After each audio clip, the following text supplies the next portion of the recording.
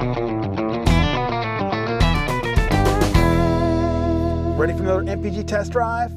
This week's victim is an awesome 2017 Ford Fusion Sport with a 2.7-liter EcoBoost engine.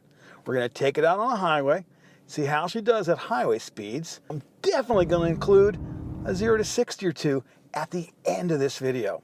That's right, highway MPGs and 0 to 60s. If you're looking to buy a Ford Fusion Sport, go up here or there or wherever that little card is, click on that card and go to my website.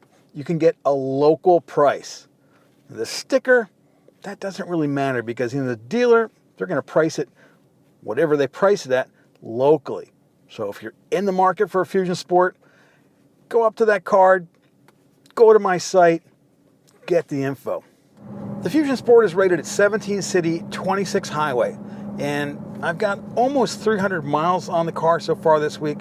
I'm averaging about 26, but a lot of that time was spent on the highway. So when we do this highway loop, it's going to be a controlled highway loop. The speed limit here in Jersey is 65, and I try to set it for around 68. This car has adaptive cruise control, so I'm just going to set the adaptive cruise control for 68, see how she rolls. If we get caught in traffic, there's nothing we can do about it. We're rolling up to the on-ramp. I have just reset the MPG meter, hitting this at about 40 miles per hour.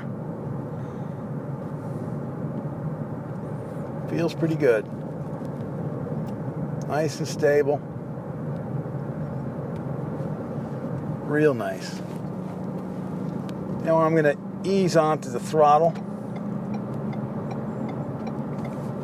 Climb up the hill here. You can see we just had a shift. And we are in drive. Just regular old drive. No reason to use sport. We're up to about 55 right now. Looks like the lane is nice and clear. Hitting this at about 58, 59.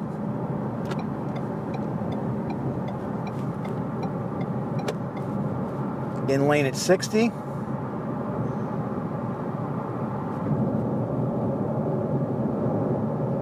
We're at 65 a little early. I usually don't hit 65 until I crest the hill here. But now I'm going to set my cruise. Now you see right off the bat we got a little traffic here in a slow lane. So even though cruise is set, I'm going to ease out into the center lane. It will accelerate by itself. And I'm going to take it up to, let's say, our target speed is 68. So you can feel it accelerate a little bit. Now we're cruising.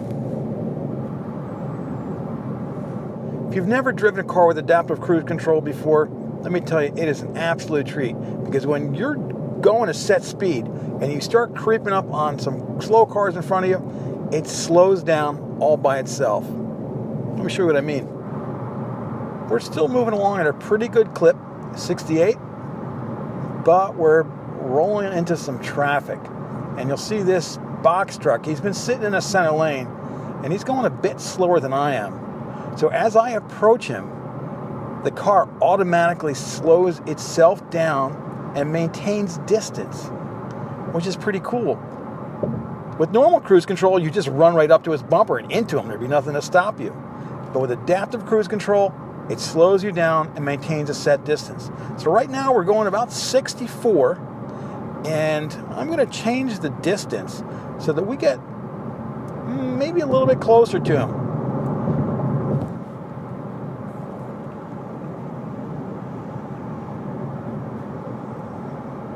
And we're going to creep up to the minimum distance. This is as close as the system wants us to get. We're rolling at 64, and it's maintaining a lot of space. So it's absolutely biased towards safety. Adaptive cruise control will not let you park your car 10 feet off the bumper in front of you at 70 miles an hour. Right now we're still rolling at about 64. We got some traffic passing us in the fast lane, but I'll show you what happens when we want to move over. I move over, it's clear, and it automatically accelerates. So it's going to take it up to 68 if it can, while maintaining distance from the car in front of us. So now we're rolling past the truck, 68. Never had to touch cruise control. And once we get past this gold SUV, I'll slip back into the center lane.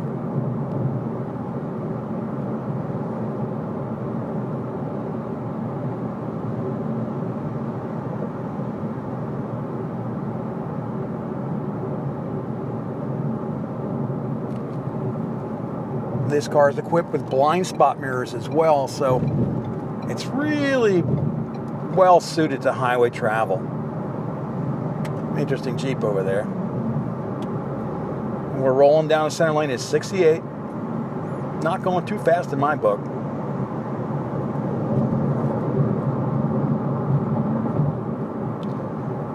Just over 9 miles into the loop, and the instant MPG meter says 33 on the nose. Just a couple of miles from the corkscrew at this point. MPGs are looking good. Nice clean ride so far. Rolling up to the corkscrew, and I'm turning cruise control off. We're going to coast on in.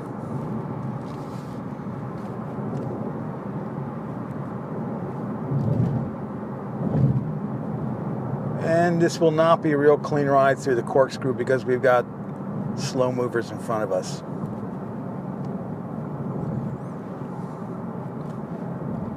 I'm at 50 right now, foot back on the pedal. Got to watch the merge. Getting over. Hitting it at about 42. And I'll catch those cars pretty quick.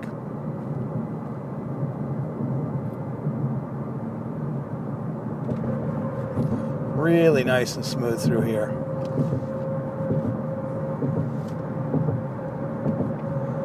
On the pedal a little bit right now. Feels pretty good. 50 at the end of the corkscrew.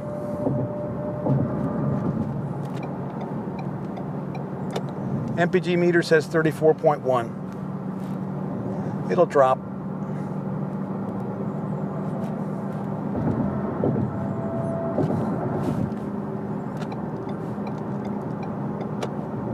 Good bit of traffic in this section, and it's 55 miles per hour.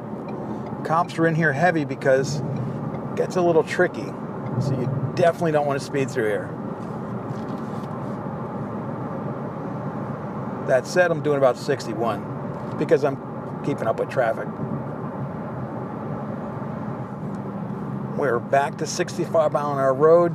It's 2 lanes and traffic is heavy. I'm going to turn cruise control back on. I'm going to set it for 68. But it's not going to give us that speed because of the amount of traffic in front of us. We're close to it. This traffic is a bit heavier than normal. Usually when I hit this in the middle of the day, it's fairly light, but not today, kids. So we're off the back bumper of this semi-truck, sitting at 60. A lot of traffic. I'm having a tough time getting over. But we turn up here in a short ways, so not a huge reason to get over for the last mile or so. And it gets really clogged up here with the merges. So right now, this cruise has brought us down to 52, all by itself. Let's get over into the left lane. You can watch it accelerate for itself. It latches onto the Dodge up there, and we just cruise along up to 68. It's a good thing to be in a left lane at this point because you've got a merge for the turnpike coming up, and that can get real sticky. So if you're in the left lane at this point, it's the place to be. Once the turnpike merge happens, then he can get back over when we take our exit. Hit the turnaround point. You'll see what I'm talking about right up here.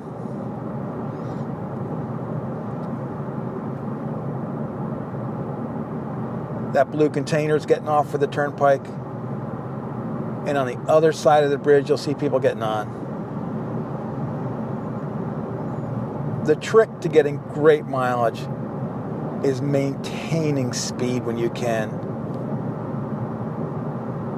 without putting your foot into it, right? So it's all about inertia. We're going to get past the car that's in the right lane, and then we're going to move over. We get off in a quarter mile. We can get over here. I'm going to shut off cruise control.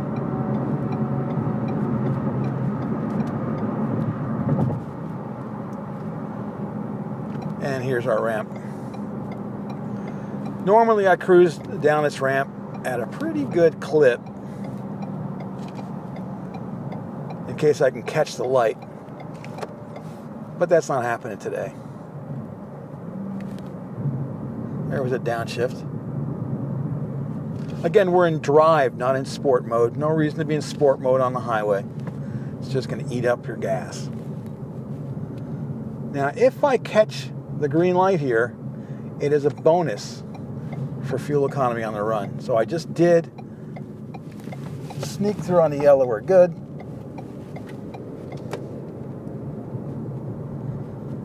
And I try to keep my foot out of it, right? Try not to accelerate, just maintain inertia. I'm into the next ramp.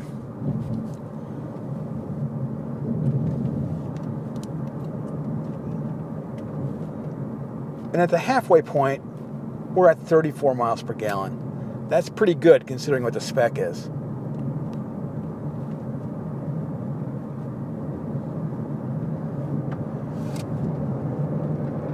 Oh, you want to see what it's like if you just stomp on it?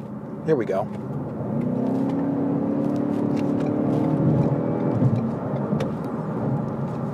So that was pretty good, huh? I don't usually do that, but when there's the opportunity, it's always fun in a fast car.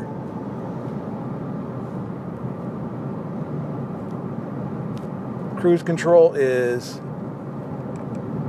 now set for 68. We've got a battle cruiser that wants to get past us, so we'll get out of the left lane. Let him roll by.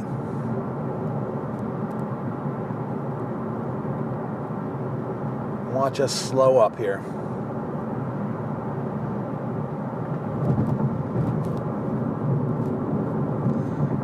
Down to 62. I'm going to get back over and we'll get past. And when I got on the highway back there, I stomped on it, all in, but I didn't have much distance I needed to cover. I was already doing about 40 or so coming out of the ramp. Higher than what they recommend, of course, which they recommend that for a car that can't handle. And let me just tell you, this car, it handles pretty well.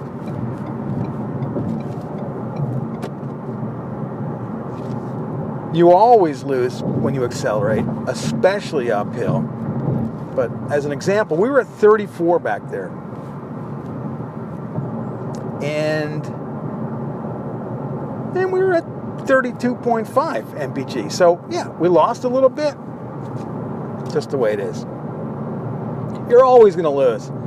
When you need to stomp on it, stomp on it. Now in this case, it's kind of funny. I'm doing 68. He's flying by. He's going to fly by.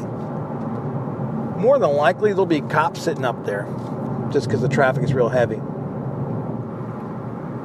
We're coming up to the next ramp, and this is a bit of a tricky one.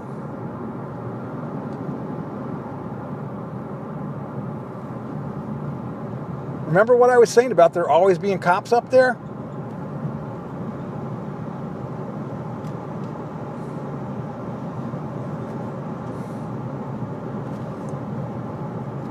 Okay, I gotta get over to the right lane. Hopefully this guy's going to go straight because I love to fly through this ramp.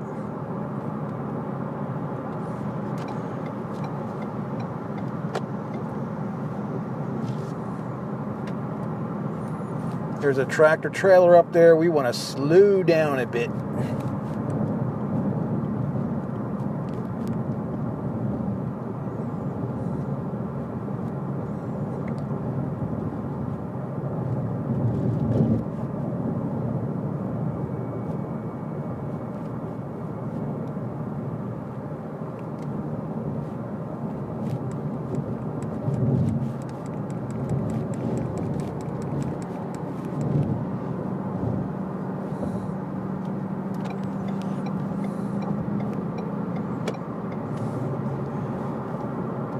Cruise is set for 63. This tractor trailer is doing 60. We're going to set it for 68. We'll follow him up the hill. He's going to accelerate slowly up the hill, and we'll follow his lead.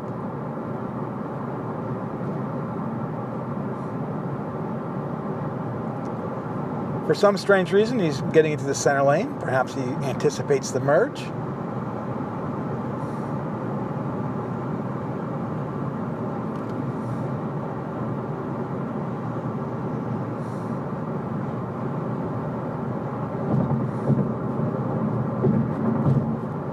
And we are at 68, just about 30 miles into our loop, and an MPG meter says 32.3.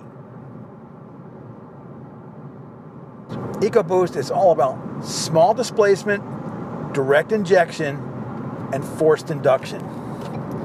When you turbocharge a small engine, you can get exceptional efficiency out of it when your foot is out of the boost. Folks like to say EcoBoost. It's either eco or boost, right? If your foot's out of it, it's efficient. If your foot's in it, you're going fast and are using a lot of fuel. One thing that people don't really keep in mind with EcoBoost is it's very particular about the type of fuel that it uses. If you use a cheap low-octane regular, it will run on it, but you won't get the performance, you won't get the efficiency, you won't get the mileage that you would on a higher octane fuel. These modern EcoBoost engines are certified for use with E0 to E15 fuel. That means 0% ethanol content to 15% ethanol content. I don't see any reason to run E0 in one of these engines. Not at all. But E15, yeah, because it has a little bit more octane than conventional E10 regular. When the knock sensor feels knock, it fiddles with the timing, it removes performance. Less horsepower, less torque, less mileage. When it sees that you're running good fuel with a higher octane level, it's going to give you more advance, it's going to run better. Simple as that. Now, it would be really cool if these engines were spec'd from the factory to run E30, because 30% ethanol fuel would give you loads of octane. You'd get other benefits, nice, cool combustion, clean combustion, but it's not spec'd that way from the factory. Can you run E30? You go talk to the tuners that are doing it now, and there are a lot of folks that are doing that to get more performance out of their EcoBoost engines, whether it's in an F-150 or a Mustang or a Fiesta ST or a Focus ST or RS. The tuners are out there doing it now. Ford hasn't given it the official stamp of approval from the factory though. So kind of like let the buyer beware. But basically, E30 will give you better than premium performance at a cost less than regular. Back to it. Right now we are at 32.3 MPG. I am 35 miles into this loop. Looking good, man. They under-promise and over-deliver. If you're an efficient driver with this car, you can beat the numbers. If your foot's in it, your foot's in it. You know you're going to drop MPGs. I've been running with AC on and off. When I shut the camera off, I turn the AC on to cool it down.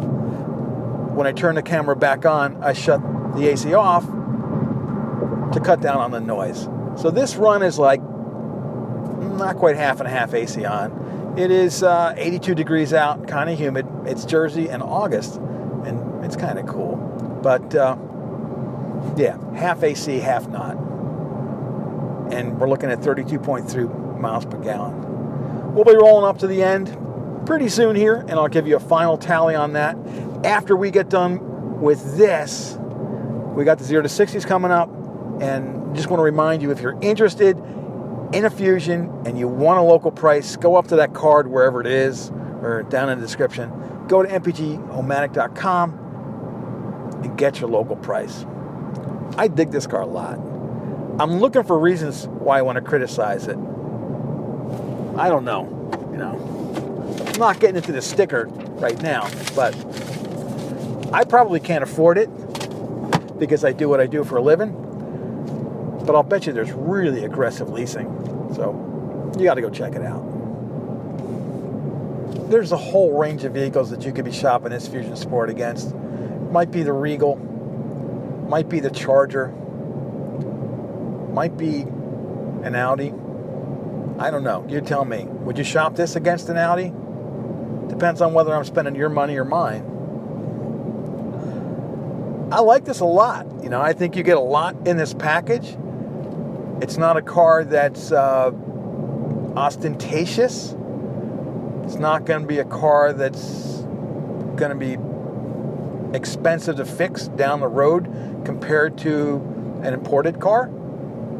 Because of the production numbers, because it's domestic, there are plenty of parts here, plenty of places where it can be worked on.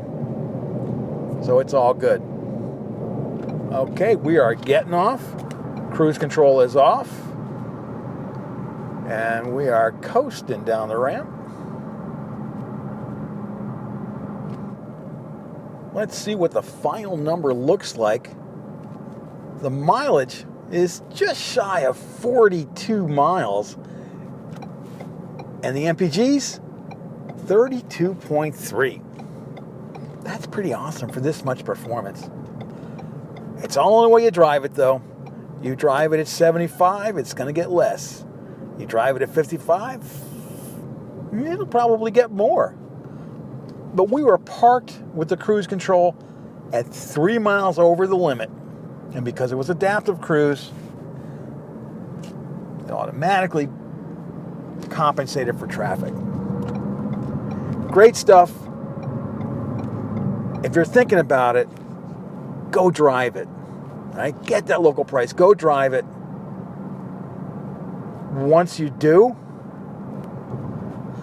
go drive something more expensive, like an Audi. See how it stacks up. And now, it's time for the 0 to 60s.